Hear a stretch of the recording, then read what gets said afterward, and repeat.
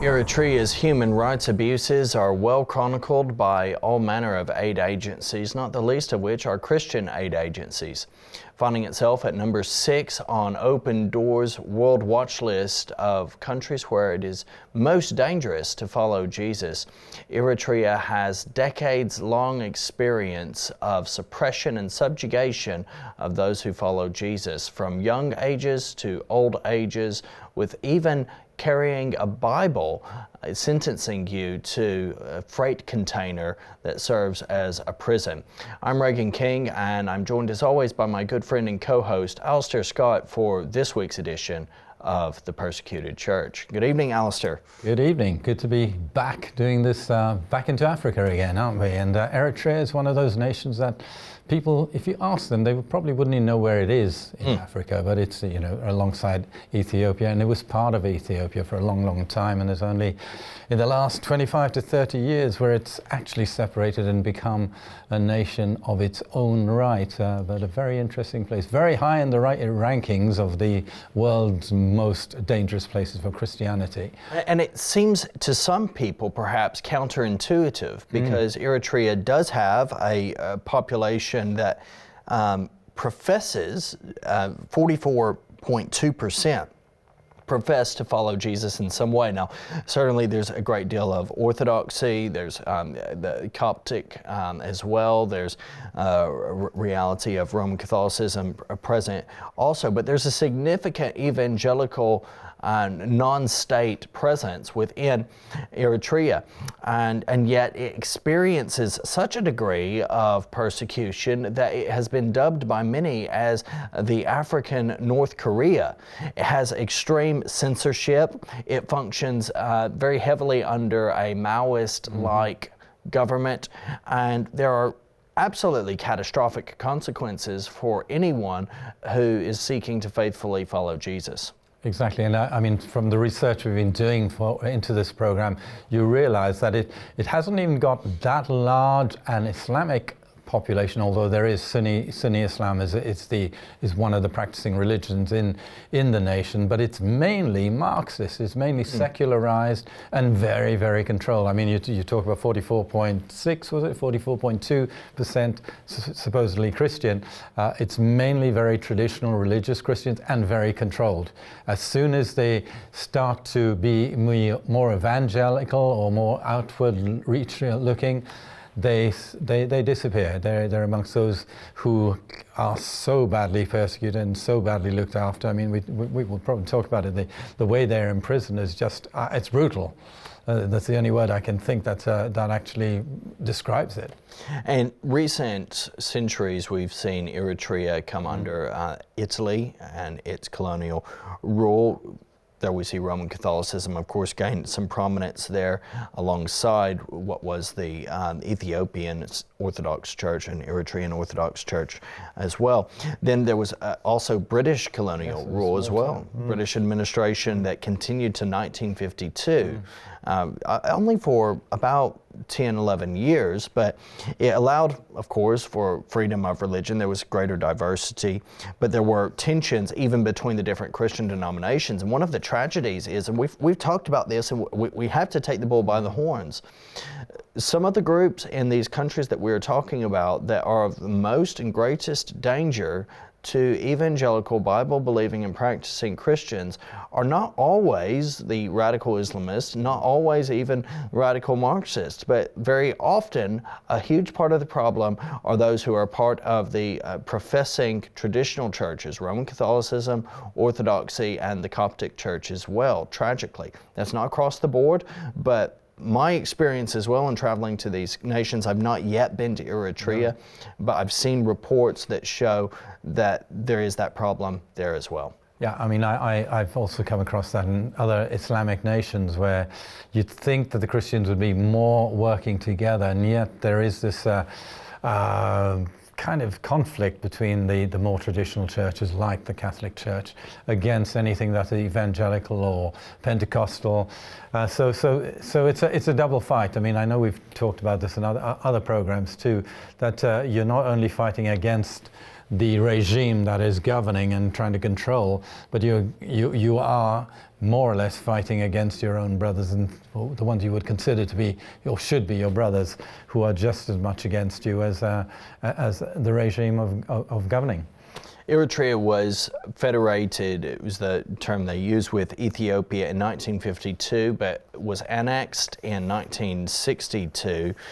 During this period of control underneath Ethiopia, Christians faced extreme persecution as well, especially during the Derg regime between 1974 and 1991, which specifically singled out religious groups suspected of supporting any concept of the Eritrean independence.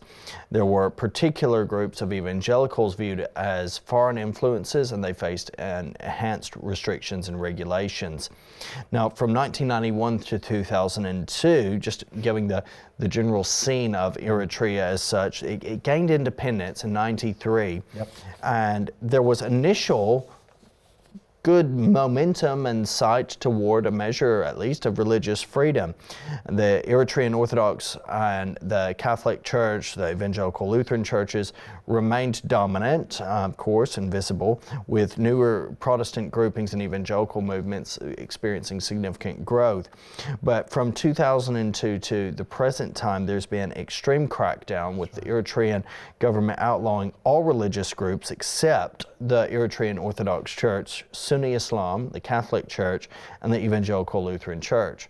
And unfortunately, a lot of these groups will collude with the government to use a colloquial term, grass up the evangelical believers who are there, with thousands of Christians facing arrest and inhumane conditions, underground cells, and shipping containers.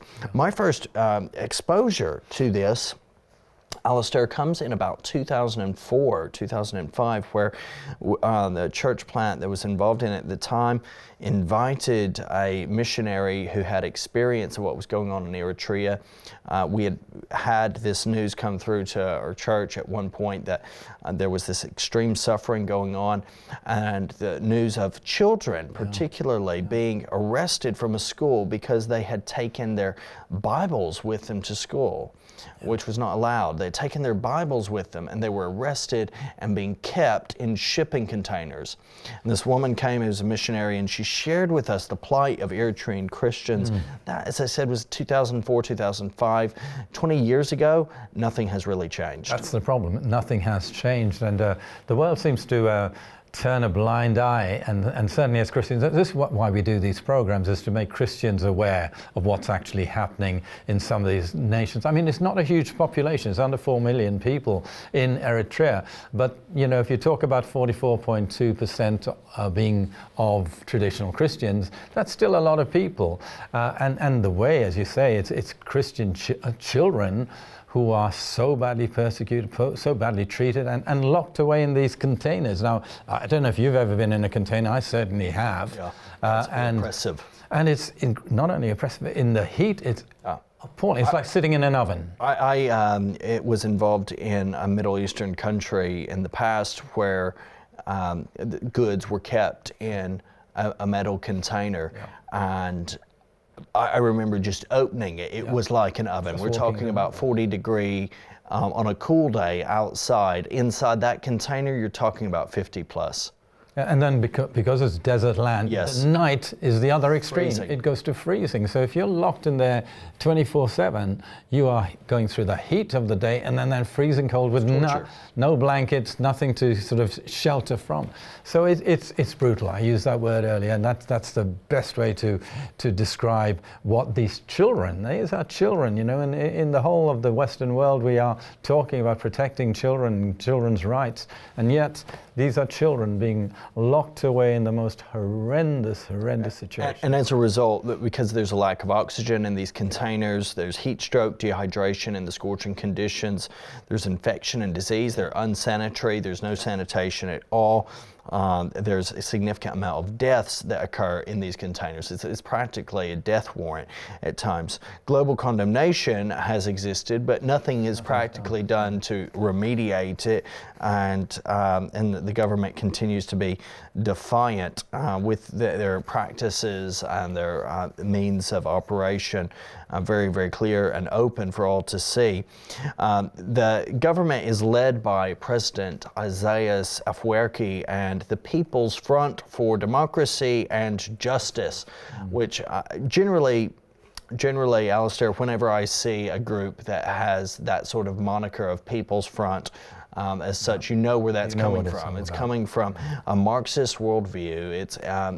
It's approaching this anti-religion type mindset that has its puppet state religious organizations that are allowed, but anyone that diverges an iota from that, even within those groups, also faces extreme difficulty. So it's essentially authoritarian secularism that's being imposed in Eritrea that's wreaking absolute havoc on the people there. Yeah, and in some of these nations, but I don't think Eritrea is one of them, where they are basically Islamic or whatever, they have as part of their charter freedom of religious practice, but in the reality it doesn't happen, because if you come against the system, you are then imprisoned or disappear or arrested or whatever.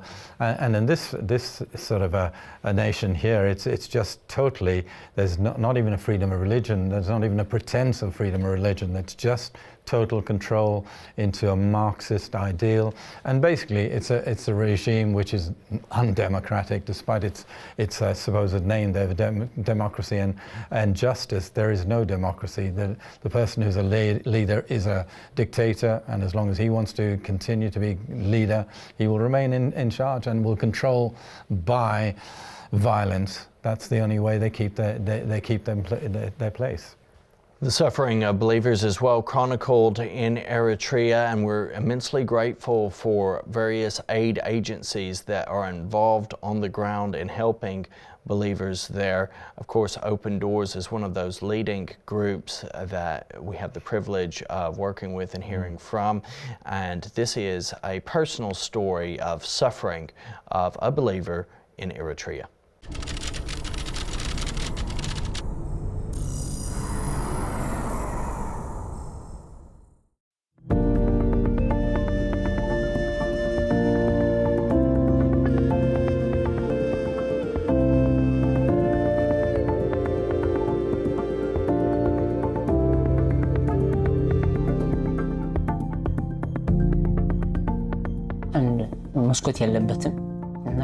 There are no windows. Your cell is very small. You can't move around.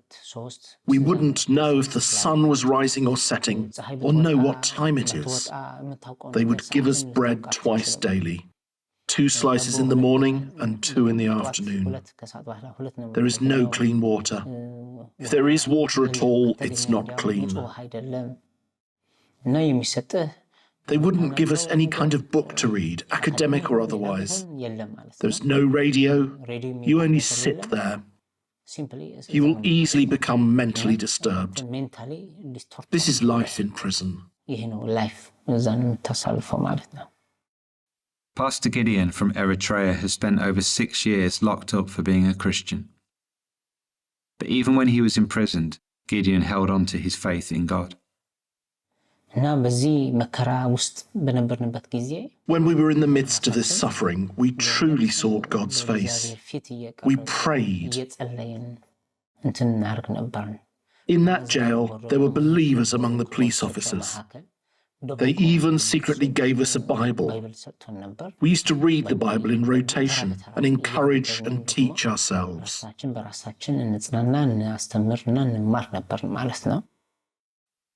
Eritrea's harsh prison system causes inmates much physical and mental distress.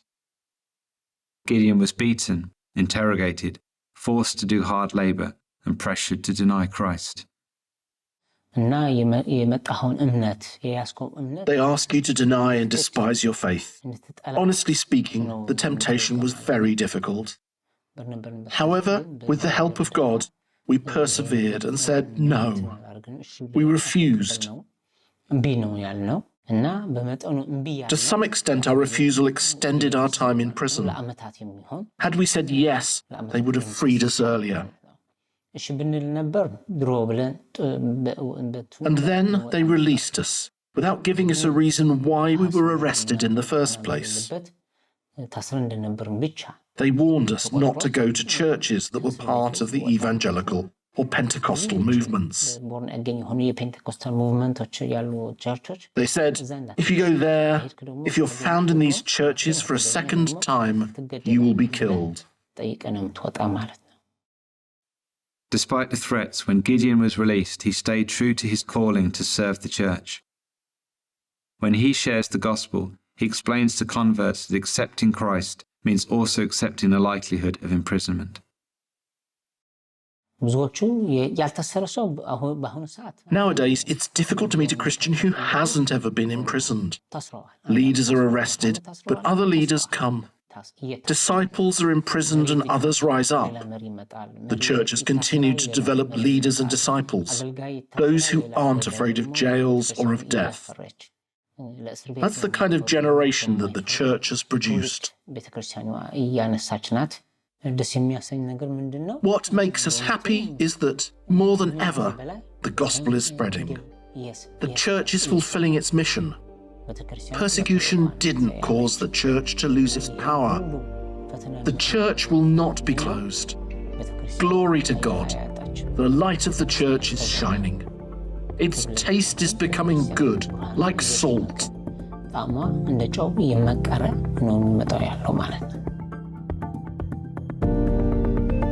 Thank God for Pastor Gideon and for his determination to keep serving Christ. Please pray for his protection and for fruitfulness in his ministry. Many church leaders develop stress-related health problems like high blood pressure or diabetes while they're in jail. Please pray for their physical health as well as their mental well-being. Pray that God will continue to build his church in Eritrea, to bring unity between denominations, to sustain those who are imprisoned, and to draw to himself those who are yet to know him.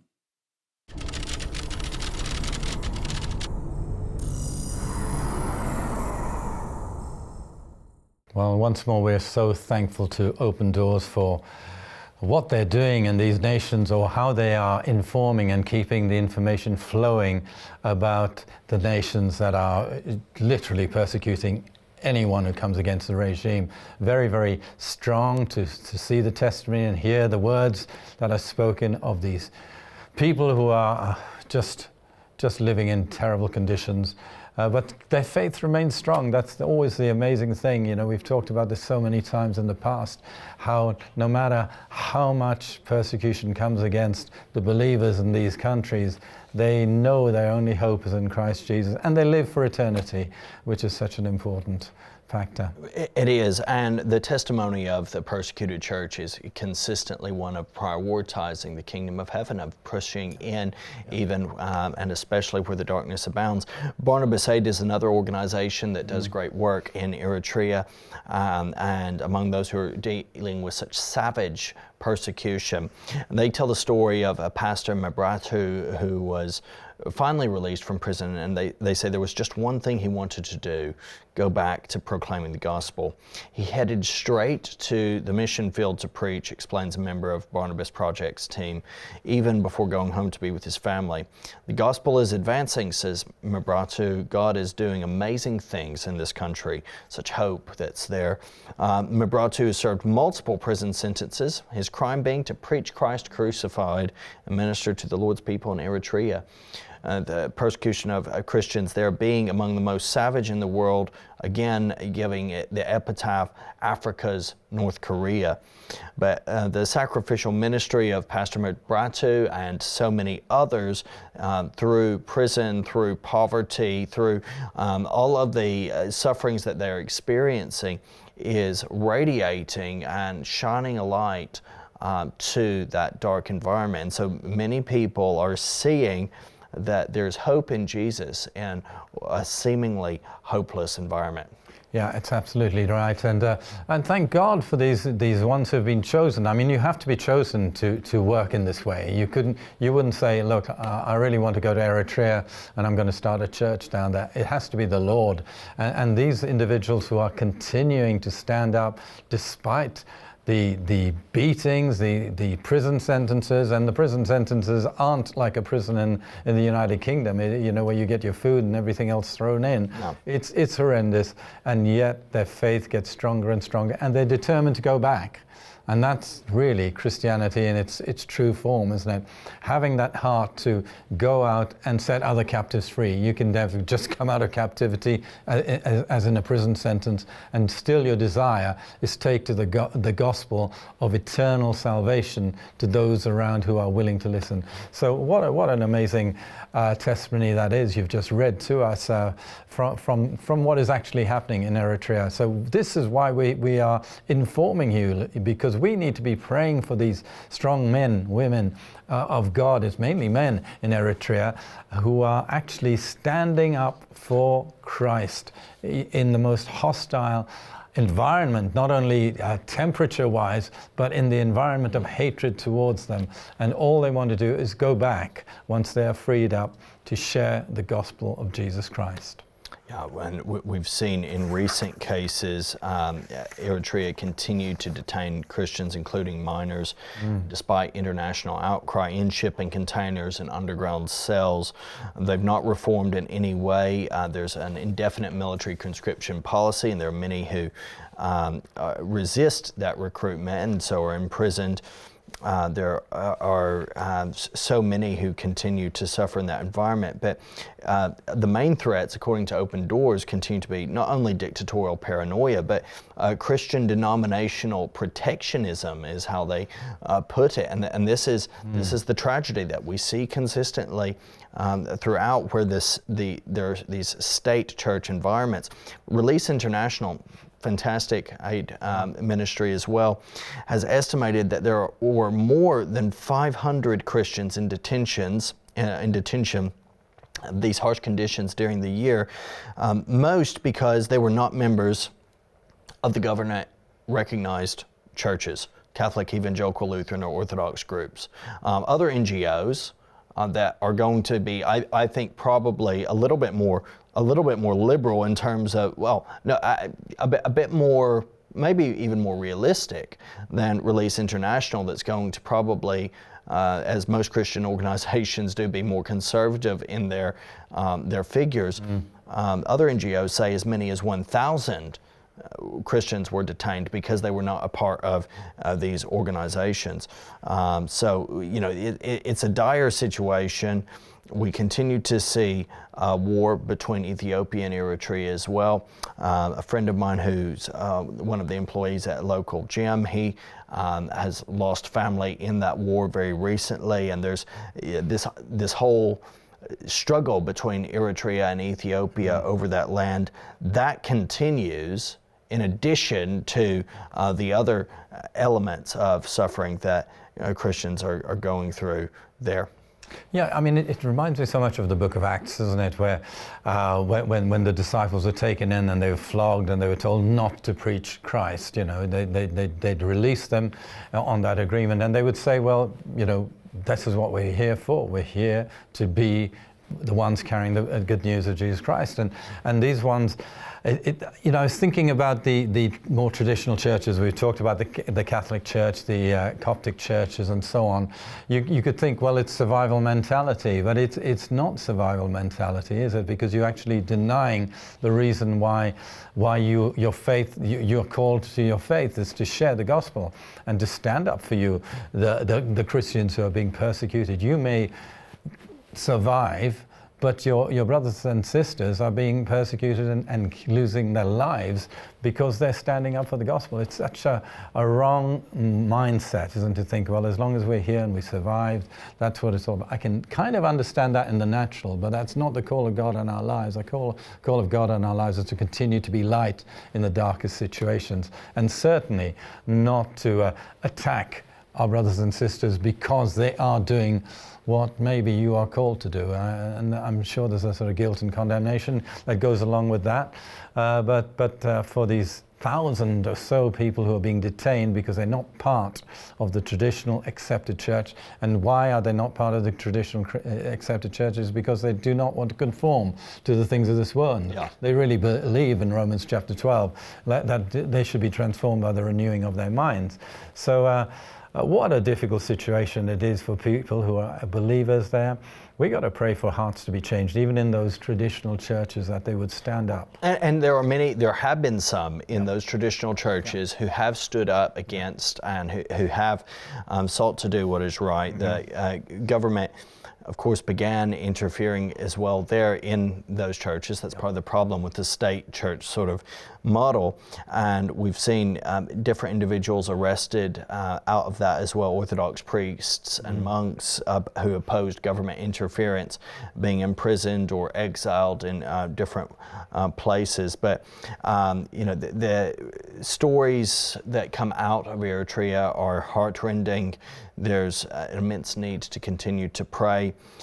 There's one story that Release International has publicized of a lady who she was a member of a Christian church, not recognized by the state, Helen Berhane, and she wanted to release an album of Christian music. She did so, was asked to sign a document pledging not to engage in evangelistic activities, and she refused because this is something that she was a part of. And so she was detained in a military camp north of Asmara, the country's capital, where she suffered torture, this inhumane treatment, physical and emotional abuse. And she really enlightened a lot of people in the world through her book, Song of the Nightingale, which recounts her testimony and treatment there in custody. 2020 saw the government release a number of Christian prisoners, but here we are in 2025 having the same conversation as each aid agency is saying there's been no real change in government policy. It's more of the same. And so we really should be, continue to be praying for the persecuted church in Eritrea. Yeah, well, I mean, if we're believers in the Great Commission, then we are just called by God to share the gospel and not to be restricted by governmental organizations. But how important it is for us now to understand what's going on in this little country in North Africa. It's like a desert. And we need to be praying and lifting up our brothers there to continue to be bold, just as happened in the book of Acts when they were threatened. What did? They got together, prayed for more of the Holy Spirit and boldness, and the place where they were was shaken. So I urge you as believers, as Christians watching this program, don't forget this nation and pray for their peace, pray for their strength in Jesus' name. God bless you for watching. See you again next week.